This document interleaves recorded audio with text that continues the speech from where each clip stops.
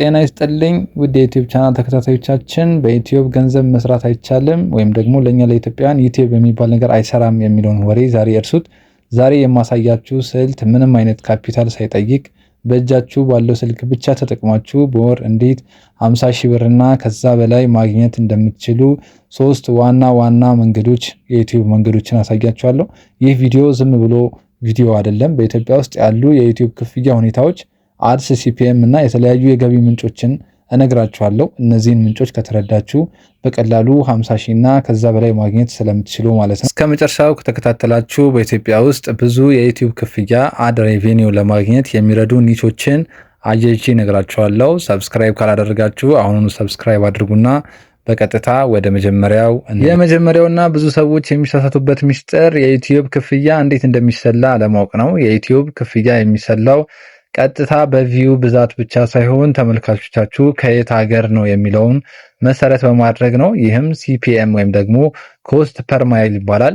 ለምሳሌ ቪዲዮአችሁን 1000 ሰው ከኢትዮጵያ ውስጥ ቢያየው ከ0.5 እስከ $1 ብቻ ነው የምታገኙት። ነገር ግን ይህንኑ ቪዲዮ 1000 ሰው ከአሜሪካ ወይም ከአውሮፓ ሀገር ውስጥ ቢያየው ከ$5 እስከ $10 ልታገኙ ትችላላችሁ። ያው ልዩነቱ ሰማይና ምድር ነው ማለት ነው። ታዲያ 50 ሺህ ብር ላይ ለመድረስ ምን ማድረግ አለባችሁ? የመጀመሪያው ዋናው ነጥብ አድ ሬቬኒው ማጥመጃ መሳሪያ የሆነውን ሲፒኤም እናያለን። ሲፒኤም ማለት ኮስት ፐር ማይል ማለት ነው። ኮስት ፐር ማይል ማለት ደግሞ በየትኛው ሀገር የተሻለ ክፍያ ይከፍላል፣ ለየትኛው እይታ የተሻለ ክፍያ ይከፍላል። ስለዚህ ኦዲየንሳችሁን ታርጌት ማድረግ ማለት ነው ኮስት ፐር ማይል ማለት። በሲፒኤም ውስጥ ሶስት ዋና ሀሳቦችን እናነሳለን። የመጀመሪያው የይዘት ምርጫ ወይም ደግሞ ኒች ሰሌክሽን ነው። ለኢትዮጵያውያን ብቻ ሳይሆን ለውጭ ሀገር ተመልካቾችም የሚሆን ይዘት መፍጠር ማለት ነው። ስለዚህ ኒቻችሁን ስትመርጡ ቢያንስ 30-40%ቱን ተመልካቻችሁን ከውጭ ሀገር እንዲሆን ማድረግ ነው። ምክንያቱም ሲፒኤም ሬቱ በጣም ከፍተኛ። ሁለተኛው ፖይንት ደግሞ እንግሊዝኛ ሰብታይትል መጠቀም ነው። በአማርኛ ብትናገሩ እንኳን የግድ እንግሊዝኛ ጽሑፍ ወይም ካፕሽን በቪዲዮአችሁ ላይ አስገቡ። ምክንያቱም ከኢትዮጵያ ውጭ ያሉ ኦዲየንሳችሁ በእንግሊዝኛም በቀላሉ መረዳት ስለሚችል፣ በአማርኛ ብቻ ከሆነ ግን ኦልሞስት ኦል የሚባለው ኦዲየንሳችሁ ከኢትዮጵያ ስለሚሆን፣ ስለዚህ እንግሊዝኛ ሰብታይትሎችን መጠቀም አሁንም ኢንተርናሽናል ሲፒኤም ማግኘት ትችላላችሁ ማለት ነው። ሶስተኛው ደግሞ የዩቲዩብ አውቶሜሽን ነው። ፌስለስ ቻናል መክፈት ነው። ይሄኛው በጣም ተመራጭና አዋጭ የሆነው መንገድ ነው። በ2026 ይህ በጣም ትርፋማ የሆነ ዘርፍ ነው። ዩቲዩብ አውቶሜሽን የኤአይ መሳሪያዎችን ቻትጂፒቲን ወይም ደግሞ ጄሚናይን በመጠቀም ስክሪፕት በመጻፍ እና ደግሞ የተለያዩ ኤአይ ቱሎችን በመጠቀም ቪዲዮ ጀነሬት በማድረግ ኢንተርናሽናል ኮንተንት መስራት ትችላላችሁ። ስለዚህ ኢንተርናሽናል ኮንተንት ከሆነ ደግሞ ሲፒኤማችሁ በጣም ከፍተኛ ይሆናል። ስለዚህ በወር ከ1000 እስከ $2000 ታስገቡ ትችላላችሁ ማለት ነው። በዚህ ሁለተኛውና ዋናው ነጥብ ደግሞ መልቲ ስትሪም ኦፍ ኢንካም ነው። ስለዚህ ብዙ የገቢ ምንጮችን መፍጠር መቻል አለብን። በአድ ሬቬኒው ብቻ መደገፍ የለብንም። ስለዚህ ብዙ ሰዎች ሞኔታይዝ ከሆኑ በኋላ ዝም ብለው የአድስ ክፍያን ብቻ ይጠብቃሉ። ነገር ግን በኢትዮጵያ ውስጥ ትልቁ ገቢ የሚገኘው ከዩቲዩብ ውጪ ባሉ ስምምነቶች ነው። ለምሳሌ ሀገር በቀል ስፖንሰርሺፕ መጠቀም። ቻናላችሁ 5000 ወይም ደግሞ 10000 ሰብስክራይበር ካለው ለሀገር ውስጥ ትንንሽ ድርጅቶች ለምሳሌ ለካፌዎች፣ ለልብስ መደብሮች፣ ለቴክኖሎጂ ሱቆች ማስታወቂያ መስራት ትችላላችሁ። ለአንድ ቪዲዮ ከ5000 እስከ 15000 ብር ማስታወቂያ መስራት ትችላላችሁ ማለት ነው። በሳምንት 2 ማስታወቂያ ብትሰሩ እንኳን ከ30000 እስከ 50000 ብር ትሰራላችሁ።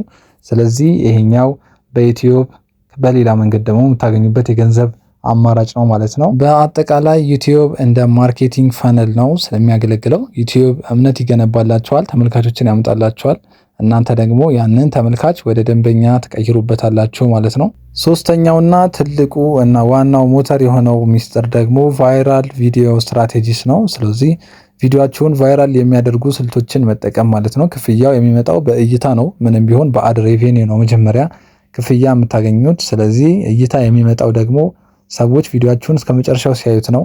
ዩቲዩብ ቪዲዮአችሁን ለብዙ ሰዎች እንዲያሳይ ከፈለጋችሁ ደግሞ እነዚህን ሁለት ነገሮች ማስተካከል አለባችሁ። የመጀመሪያው ማራኪ ተምብኔል ነው እና ማራኪ ርዕስ መኖር አለበት። ምክንያቱም ተመልካቾች ቪዲዮአችሁን እንዳዩት መንካት አለባቸው። ይህም ደግሞ ክሊክ ስሩ ሬት ይባላል። ምን ያህል ሰው የእናንተን ቪዲዮ አይቶት ምን ያህል ሰው ነክቶታል ማለት ነው። ስለዚህ በትልቅ ጽሁፍ በደመቀ ቀለምና የማወቅ ጉጉት በሚፈጥር መልኩ ተምብኔላችሁን መስራት አለባችሁ። እንዲሁም ርዕሳችሁን መስራት አለባችሁ ማለት ነው። ሁለተኛው ደግሞ የመጀመሪያው 30 ሰከንድን አጓጊ ማድረግ ነው። ይህም ሁክ ይባላል። 30 ሰከንድ ሁክ ይባላል። ቪዲዮአችሁ እንደጀመረ ስለ አጠቃላይ ቪዲዮ አጓጊ ይዘቶችን በመጠቀም ሰዎች እናንተ ቪዲዮ ላይ እንዲቆዩ ማድረግ ማለት ነው። ስለዚህ በቀጥታ ወደ ይዘቱ ከመግባታችሁ በፊት ተመልካቾቹን እንዲጓጉ ማድረግ መቻል አለባችሁ።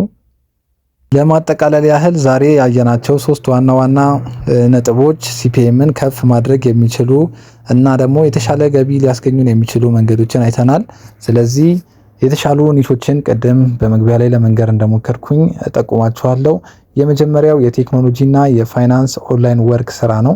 በዚህ ኒሽ ላይ ብትሰሩ እኔ ሪኮመንድ አደርጋችኋለሁ። ምክንያቱም በ1000 ቪው እስከ $15 ወይም ደግሞ ከዛ በላይ ልትሰሩበት ትችላላችሁ። ስለዚህ እነዚህን በመጠቀም ቪዲዮአችሁን ቫይራል በማድረግ በዩቲዩብ ከ50 ሺህ እና ከዛ በላይ ገንዘብ መስራት ትችላላችሁ።